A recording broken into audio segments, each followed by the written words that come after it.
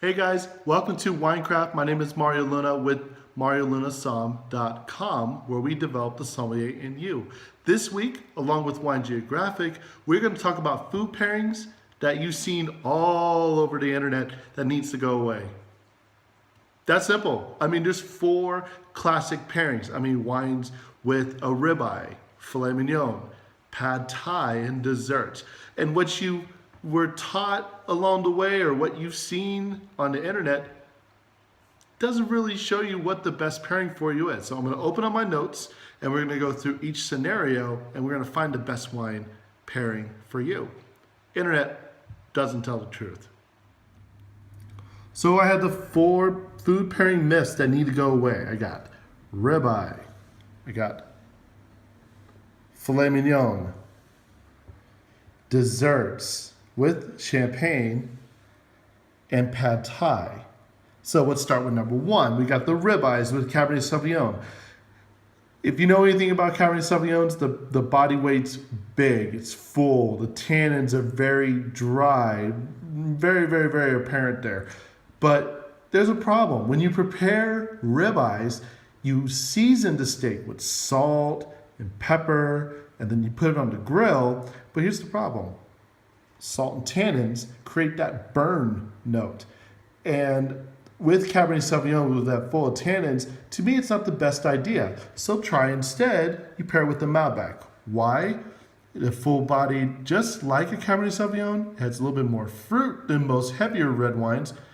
And that high acidity works with salt. Malbec has that high acid there. And then no tannins, no problem. Just keep that in mind when you order your next ribeye at your steakhouse or if you're at the store. Next up, filet mignon and Pinot Noirs, as classic of food and wine pairing gets. But I'm not going to go to a restaurant and just eat a filet by itself. I'm going to add some sauce to it. I want to add a little bit of a character to it. So if you add béarnaise, which is hollandaise and a little bit of an herb like tarragon, you pair it with a chardonnay. So the body weight and a little bit of the acid increase, a little bit of the creaminess will go with the malolactic chardonnay. If you add steak sauce, that zest and that smoke will actually make it with a Syrah. And if you like it spiced, like a Cajun spice, pair it with a very zesty, spicy Zinfandel. Yeah, there's no reason why you should add a little bit more flavor to that filet mignon. Next up, champagnes are universal wine pairings with dessert. Here's the problem with that, because champagne has acidity is so high, and acidity and bitterness, like with dark chocolate, do not work well. And if you cream it all the way down that chocolate into a white variation, then the pairing becomes watery.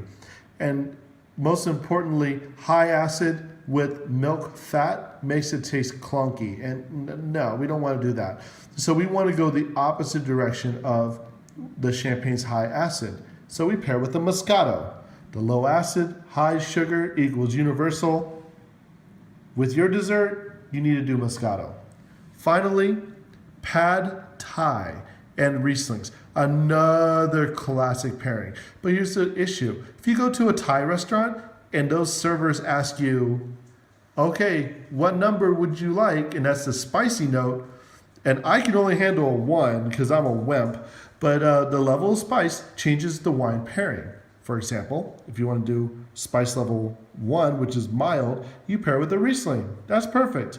But the spicier you get, the less acid you need and more sugar. So you go medium with, that's the medium, which is spice level 3, you pair with the white Zinfandel. And if you want to burn, which I will be going to the hospital, if with a level 5, you pair with the Moscato. And those are the four pairing myths that need to go away. So there you have it. These are food and wine pairing myths that need to go away. Don't trust the internet when it comes to website searchings of ribeyes, Pinot Noirs, pad thais, desserts, going with certain items because what you add to it changes that pairing. So we have our selections of wines at the bottom of the page, as well as leave comments on what your favorite food and wine pairings are. Let's grow that relationship together. Until next week, hope you enjoyed another session of Winecraft.